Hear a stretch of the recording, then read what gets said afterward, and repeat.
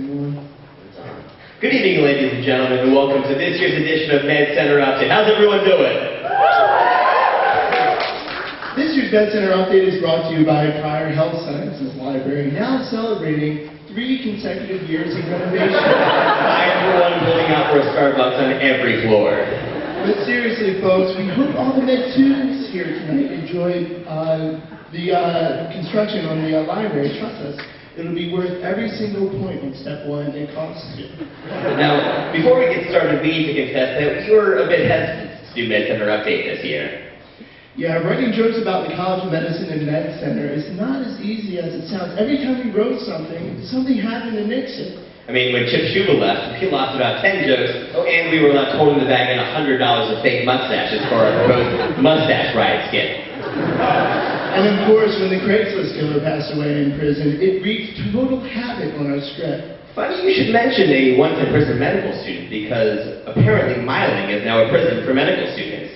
That's right, this past November, second-year medical students were incensed by the fact they had to report to Miling for a TBL the week of Thanksgiving, effectively preventing them from taking the whole week off for Thanksgiving. Now, sadly, some students had the audacity to grumble to administrators that the school was imprisoning them against their will. Do you want to take this one, Bobby? It's too easy, go ahead. You know, I, for one, support these medical students. After all, we do nothing to offer flexibility in curriculum. I mean, we have no administration that's, willing to offer you support. They're heartless, they're soulless. They offer us nothing. Moreover, it's reasonable for medical students to get a whole week off for Thanksgiving. I mean, who goes into medicine thinking that someday you'll miss a holiday with your family? Miling does feel like a prison. I don't know how these guys handle it. I just pray for the well-being of our second-year medical students.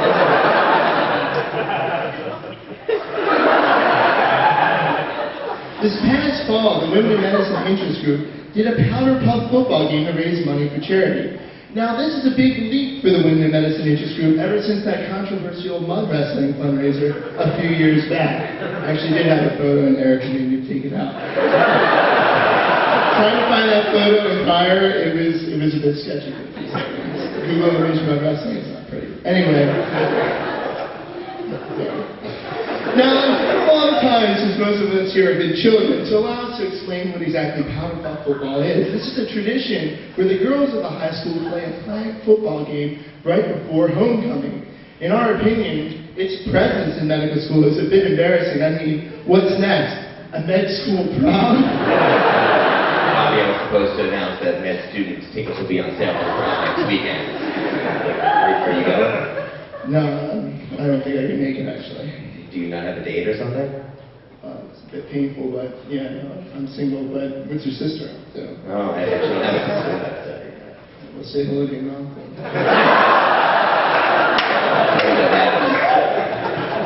When medical students begin their clinical rotations, they get the privilege, the honor, if you will, of wearing a pager.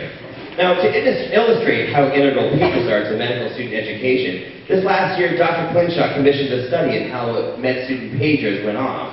Now, here's the breakdown of pages that medical students have gotten over the last 4 years. The results show that med students receive about a page a month, and they fall into these following categories.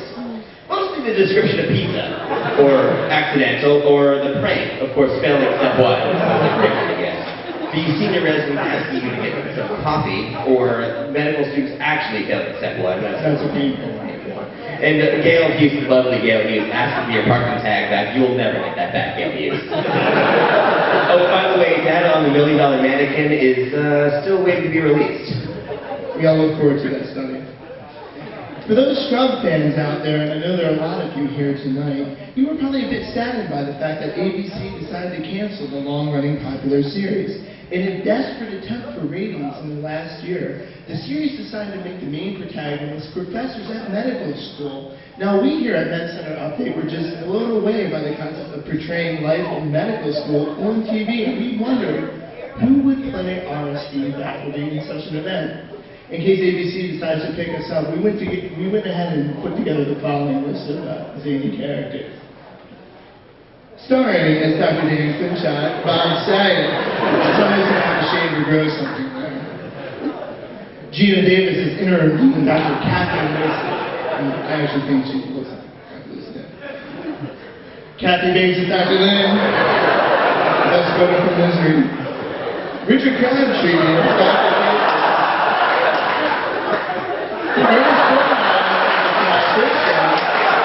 And starring a newly available Charlie Sheen as Dr. Pete Mascarelli.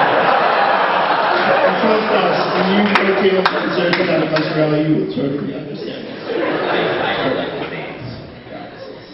Getting back to Medcenter news, the Ohio State University PR department decided to nix the title Project One. Their reasoning wasn't too surprising. The university cited the fact that the new cancer center did nothing to do with uniting the community or the school. However, the stakeholders in the project have been confused by the center's new name, an impronounceable symbol. Most have taken to calling the new hospital the Medcenter Project, formerly known as One. But that expansion people will mean have kind of super show. Best that show. Absolutely. In January, ESPN broke a story revealing Ohio State football players had been selling cherished memorabilia online. However, further research by Medcenter Update has shown that this scandal is not limited to the athletic department. In fact, if you were to go on eBay this very night, you would see that there are 10 pairs of Blue Surgery OSUMC scrubs on sale online on eBay right now. There are over a dozen Bravo stickers, and shockingly, over 120 Van Baker Honor Society pins. That was the happiest day of my life. My only honor society. I'm sorry to interrupt, Bobby. This is just in. There are 4 women's basketball games in the lottery. What are you doing after the show, Bobby? I'm busy. I'm pretty sure there's a men's hockey game afterwards. I'm busy. You can't go to either? Can't go to What about the men's basketball game instead? I'm actually available. College of Medicine administrators have been asking students to fill out surveys to help modify the procedures and diagnosis checklist known to you and I as the PXDX. A recent student council subcommittee expanded on this list of skills. The student council's recommendations will be rolled out into the new PXDX starting this fall. All students must now document the following in order to graduate. Have a scrub tech threaten to kill you. Talk a chronic abdominal patient into giving up the PCA. Ask a patient if she farted yet. Convince a hippie mom that the MMR vaccine does not, in fact, cause autism. Observe a senior resident successfully. Ask out a nurse, PT or PCA. Have a surgery intern laugh at you mockingly, Laura. Convince a P's intern that you like Glee. Retract a panis. And of course, send a very angry email to Eric Ernie. I did that twice.